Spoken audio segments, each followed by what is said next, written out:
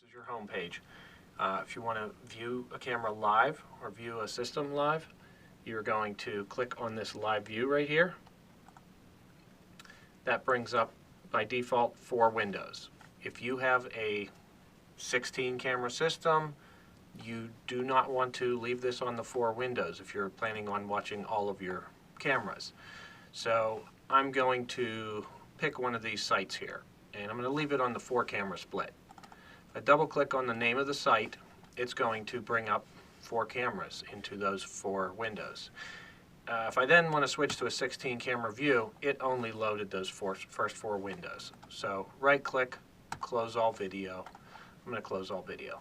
Another thing that happens sometimes is if you accidentally click on this square, which is square 7, and then double click on the name of the site, it's going to start loading that site from starting with the square that you selected and then continue on from there. Camera 1, camera 2.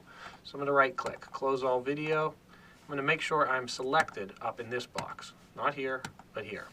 If I select in the top left box, I'm at 16 cameras, and then I double click on the name of my site.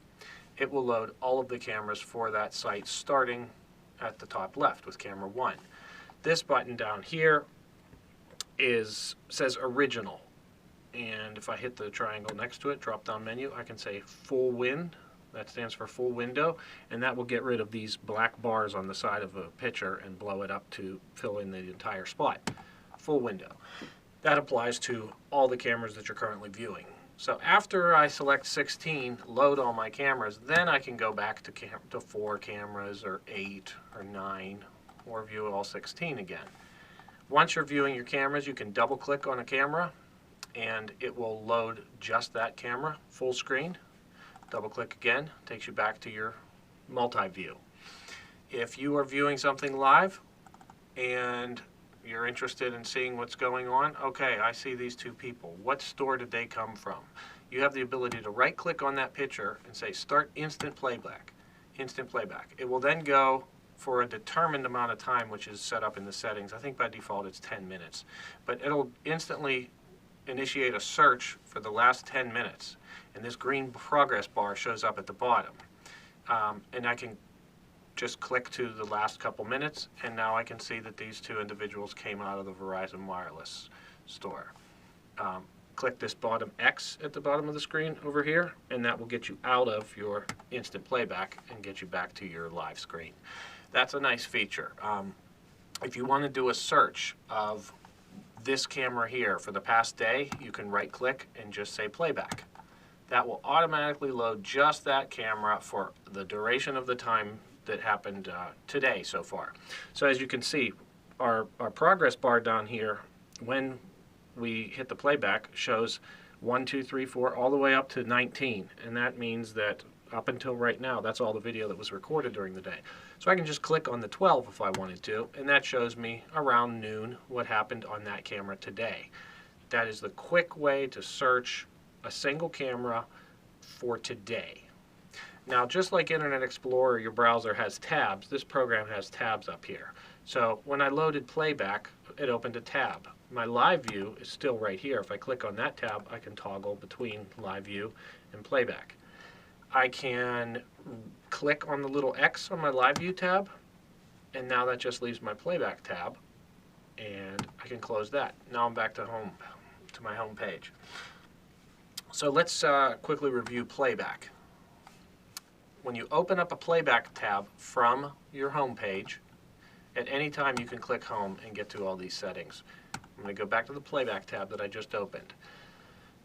I typically recommend searching 1 camera at a time because it's just easier and simpler. So there's four views on here by default. You want to go over here to the right and you have a plus sign next to default group.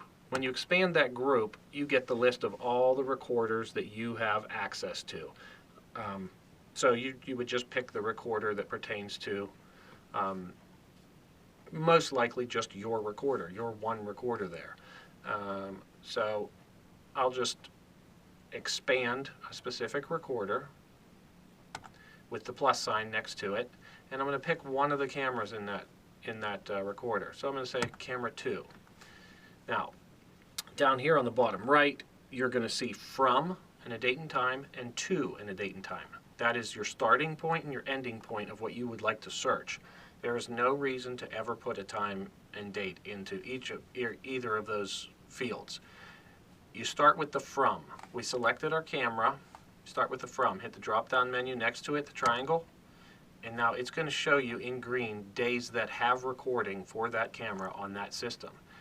These left and right arrows take you back to the previous month, to current month, when you hit the left and right arrows. So I selected camera 2.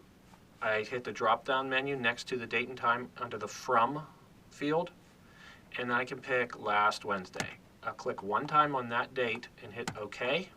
It automatically loads up that camera with a starting time of 0 and an end time of 23:59 and 59 seconds, which means I'm going to load all 24 hours of that day's worth of video.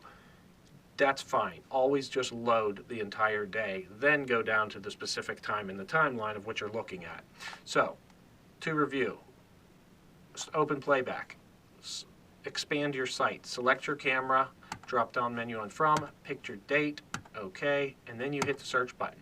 Now it populates the timeline down the bottom with all the data, all the video that was stored on this specific date, every second of that day for that camera. So at this point you just click on 1400. We're looking around the 2 o'clock time. I'll click that. Boom, there's our time of, there's our video of that time. We're at 14:01 and 3 seconds, and you'll see the time progressing. It's in white down here where it's playing. Now at this point, if I want to go back just a couple minutes and I go back, I just moved back 6 minutes because everything is so condensed in here. From here to here is the entire day's worth of video. So once I'm in the general area of where I want to be for the day, I use the mouse wheel and you scroll in. Now wherever you have your mouse resting, that is where your time is going to expand from. So what you're doing is you're taking these 24 hours of time and you're going and you're spreading it out with the wheel. So I'm looking at around 1908. I'm going to keep scrolling in at that time. Okay, now that's as far as I can go. Now what I just did is I went from, this is 1905, this is 1910, this is 1 minute, 2 minutes, 3 minutes, 4 minutes, 5 minutes. So this whole bar here is now 5 minutes. Now if I want to go back just a little bit, I'm going back 5-6 seconds at a time. You know, it's a more accurate way to navigate your way through searching. If you're in the general area of, you know, I want to see what time these people went out to their car. So I know that it happened at this specific time because their car was gone at this time. So I just go in here and I scroll in on the timeline. Now I'm going to scroll back out. And I'm going to, as I scroll out, now I have 24 hours in that day.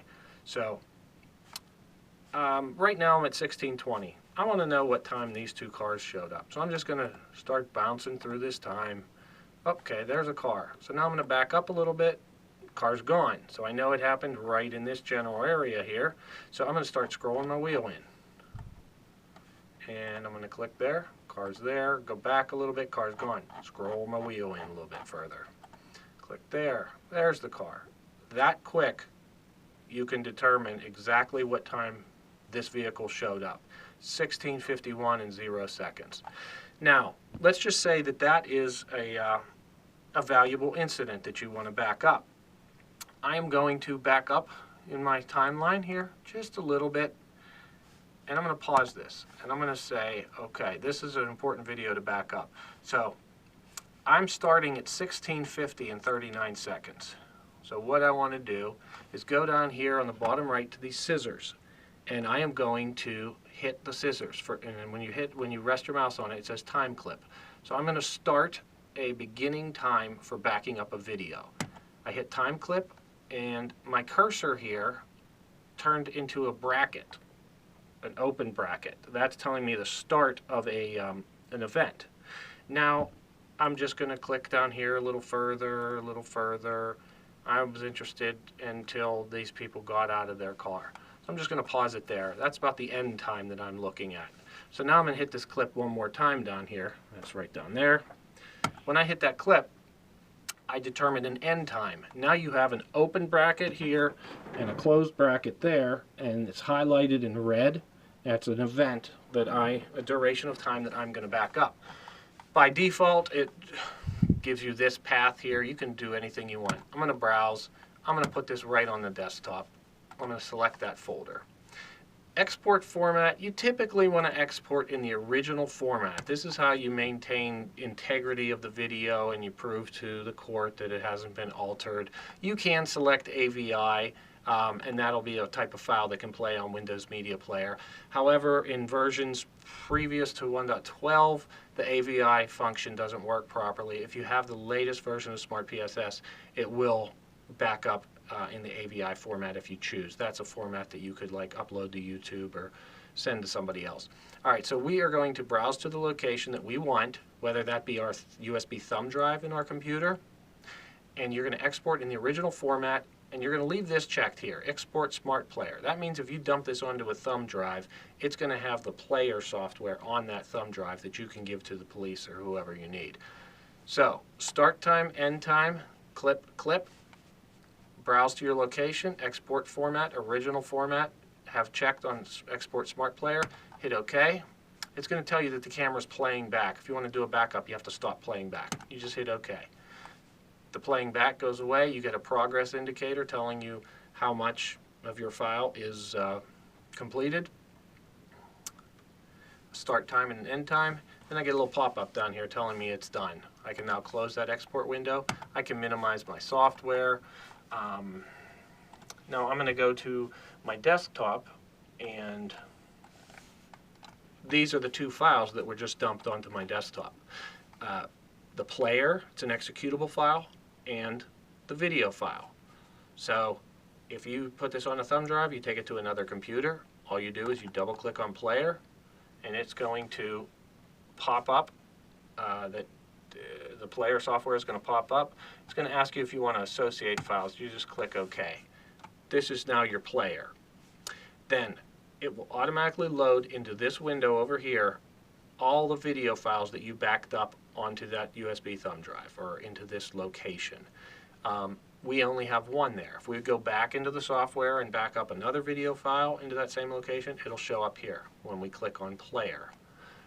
So now I'm just going to double click on that video file right here.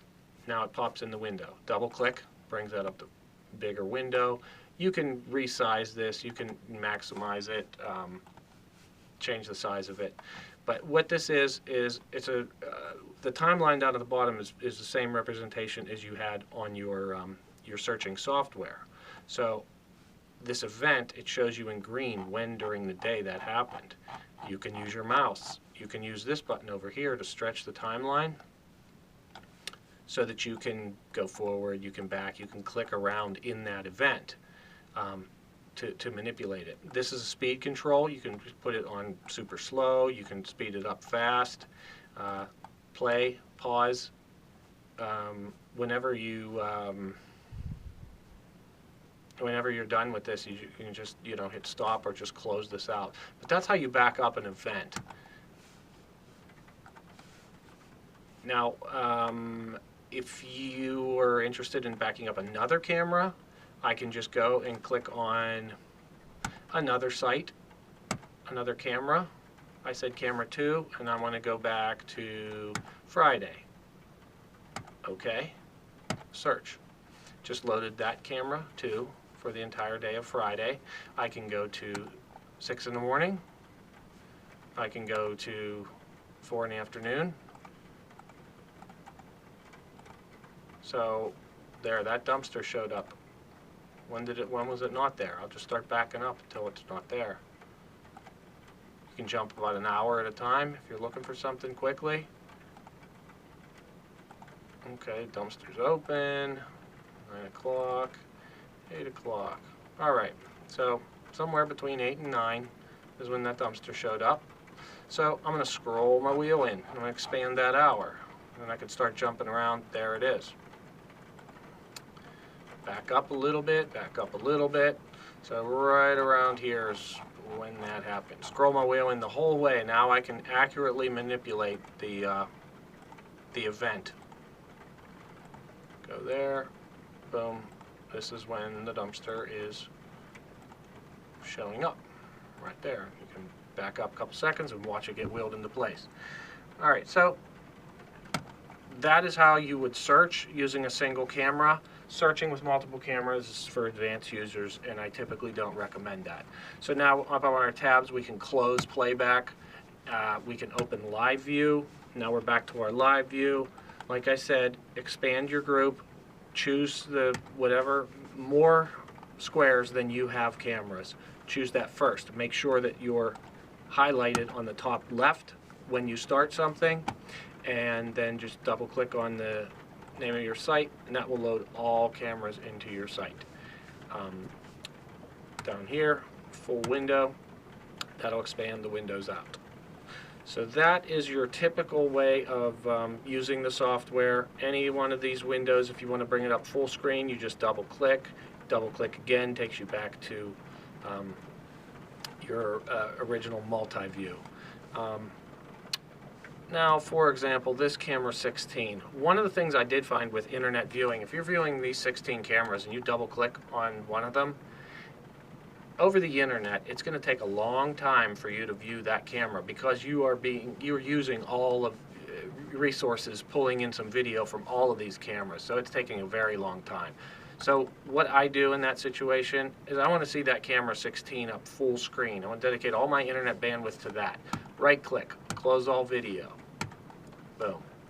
You have this top corner selected. You can go over to the site you want, camera 16, right click, or you don't have to right click. Click in there, double click. That'll load that camera into this window. When you double click on it, it's going to bring it up to full screen. Now you have options here for pan, tilt, zoom. That's what the little triangles are for on the right hand side. You can go up, down, left, right. You can control the camera that way. And that's pretty much it. And then whenever you're all done, you can close those tabs out. You can put standard Windows programming, just X to close. All right, that is about it. Thank you.